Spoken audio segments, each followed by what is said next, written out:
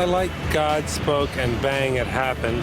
And I think it fits nicely with Darwin in a Jesus fish. What good do you think does it do for you to put pro-American, anti-Bush on your car? Oh, it's easier than rolling down my window and yelling at everybody. I come from a very religiously diverse family. My brother's Mormon, my grandpa's a Baptist pastor, my mom is Catholic, my dad is Buddhist, and I'm God.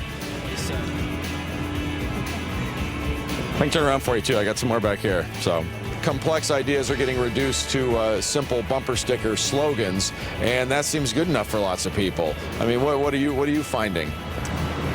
I find that I agree with you. I'm happy to have a conversation with you as long as you agree with everything that I think. Well, that's fair. And that there's no conversation between the two extremes that are represented in your costume.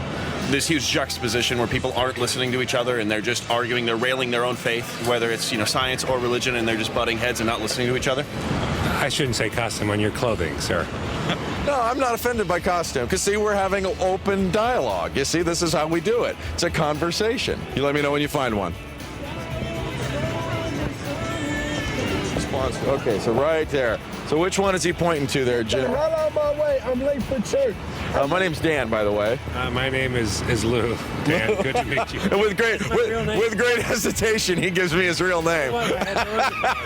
From Southern Baptists to occasional Catholics to concerned atheists and apathetic Protestants, everybody believes something. Everybody's got a dog in this fight. But what impression does America have of Christians? What are they known for? So to be holy, I guess. Forgiveness. Going to church. Fanaticism? Killing off of non-Christians? Well, Christians are known for the Crusades. Historically, warfare, but we try to forget about that. Trying to get other people to be Christian would be one answer I'm thinking of. Being good people. Love thy neighbor type things? Compassion. Theatrics. Loving Jesus. Probably Jesus Christ. Being really snobby. A lot of hypocrites. Being a hypocrite. Trying to live the right life, trying to do the right thing. Appearing to be holy and being buck wild behind closed doors. And that's a fact.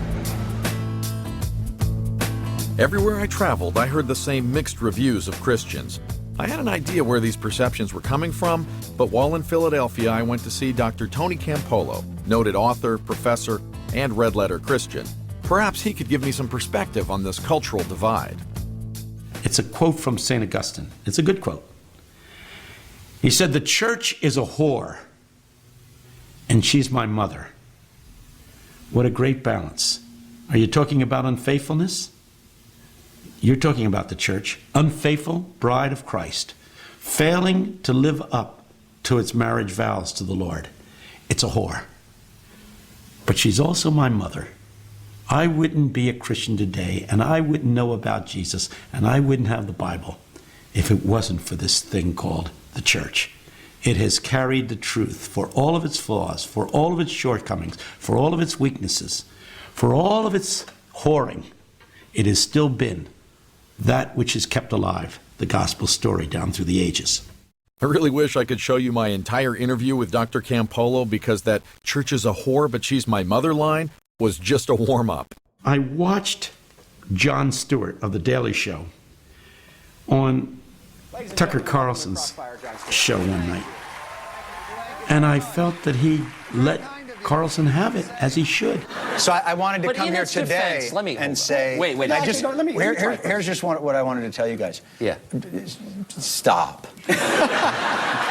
Stop hurting America. Okay, now. You're doing theater when you should be doing debate, which would be great. No, it's just it's not true. honest. What you do is not honest. What you do is partisan hackery. And I'll tell you why I know it. You have John Kerry on your show, and you sniff his throne, and you're accusing us of partisan hackery? Absolutely. You've got to be kidding, man. You're comes on and you literally CNN. Say, the show that leads into me is puppets making crank phone calls. What is wrong with you? And here Jon Stewart, the comedian from Comedy Central, becoming the prophet of God, saying, we're not arguing whether you're right or wrong. We're simply saying, do you realize what you're doing when you frame the discussion in such an antagonistic, polarizing, hateful manner. Would Jesus sanction a book that belittles and ridicules a large segment of the American population? Yes. Jesus would. Where would Jesus, can you point to the Yes. passage where Jesus would approve of that? Well, there's the famed money changers passage, my favorite, probably a favorite of Sean's as well. I mean, liberals always think of Christ as, you know, some panty waist. No, we are called upon to do battle. A movement can exist without a God, but never without a devil. There has to be an enemy to be destroyed.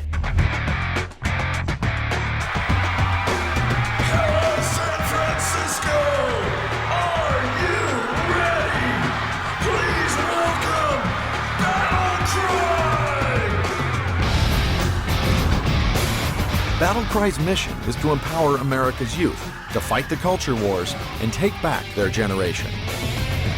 I want you to stand to your feet, one at a time, and shout as loud as you can, "I want the cross!" Battle Cry founder Ron Luce sees their mission as a response to the distorting influence of advertising and the mass media. We have parents, we have community, we have church that kind of have surrounded and insulated to help us raise our kids. But now with so much of the technology and media, it bypasses much of that natural protection, whether it's the internet, or the iPod, or advertising, and gets right to the kid. And so some are saying that this is the first generation to be more shaped outside the home than inside the home. First generation in the history of the world. The inaugural Battle Cry Stadium event drew 25,000 teens from all over Northern California to the city by the bay for a weekend of concerts, sermons, and a little rally that erupted into a virtual hyperbole festival. This is ABC7 News at 6:30.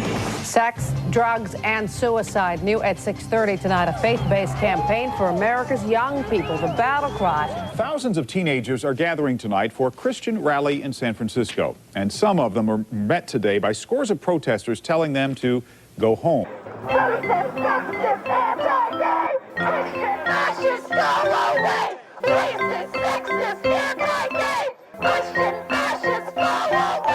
I've got to remind everybody in the tolerant city of San Francisco that not all fascists are Christians, and in fact, not all Christians are fascists. Number two, did that news lady really just say, sex, drugs, and suicide, new at 6:30? Sex, drugs, and suicide. New at 6:30. Third, do not hold a rally on the City Hall steps and then be surprised that you stuck your nose into a hornet's nest. Now, I actually heard the people before I saw them. I heard them shouting, and I thought, what's going on? It's like we put our finger in a beehive, and we didn't know it. We didn't realize that it was kind of a hotbed for, a very violent response to people who represent the Bible. The symbolism of having it there was that this is the same place where the gay marriage is. This is San Francisco City Hall, where you have a couple years ago, the mayor decided to bless, as it were, gay marriages in San Francisco. So on the steps of City Hall, you had the Battle Cry folks, the Christian folks, and they were singing and praying and that. And on the other side, you had just sort of a very quickly put together all-star cast of San Francisco's more colorful figures from the left. And so first thing they said to me is, so what do you think about, because most of them were men dressed up like women, so what do you think about these homosexuals? I said, oh, we love homosexuals. Now, we don't like what they do, we don't like their lifestyle, but we love them as people. This is Sister Mary Timothy, a member of the Benevolent Order of the Sisters of Perpetual Indulgence. I'll let you guess which side of the barricade the sister was on. Because it was a group of Christians coming to the city which felt like condemning us. And when we got there, that's what it felt like. It was such a stark contrast. They're calling us angry, yet they were the ones angry. So when you say Christians or something is a Christian cause here in San Francisco, that rings a lot of bells for people. They probably had someone who called themselves a Christian really mistreat them, treat them very poorly.